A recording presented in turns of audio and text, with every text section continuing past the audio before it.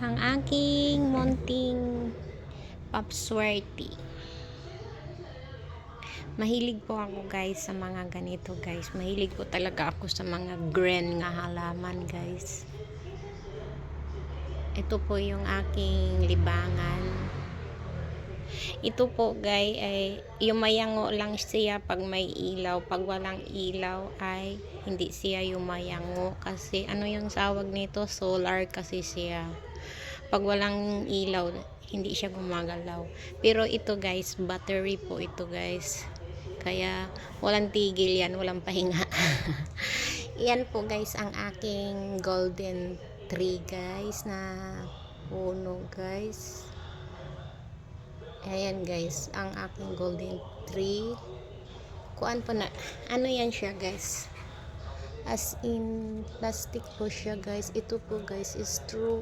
Tunay po yan na halaman guys. Ito guys, 2 years na po ito guys. Pero hindi po siya lumalago guys. Ganyan lang po siya. Pero hindi siya namamatay guys. 2 years na po ito guys. Ito guys, kabibili ko lang nito guys. O yun, ang bilis niya humaba guys. Isang linggo, wala pa isang linggo na ito guys, ang bilis niyang humaga. Isang linggo siya ngayon. Ito 2 years na ito guys, ganito pa rin ha, basta lagyan ko lang siya lagi ng tubig. Pero ito talagang malago siya.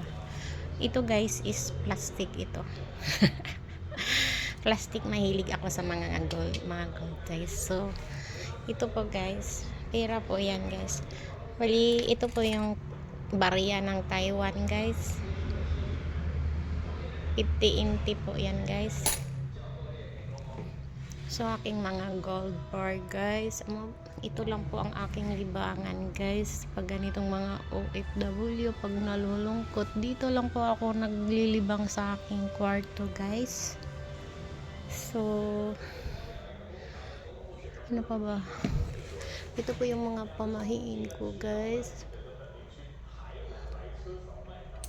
Ayan po yan guys, yung mga gold bar ko na ano guys, hindi po yan gold guys, not pure ha.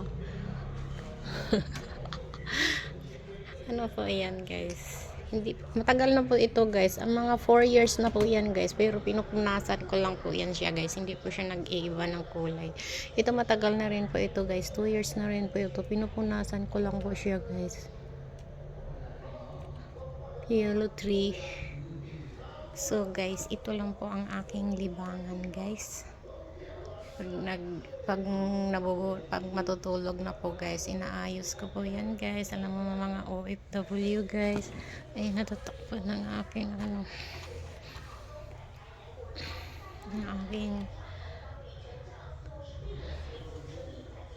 Nandito lang po ang aking libangan dito guys sa Taiwan. So mahilig po talaga ako sa mga gold kahit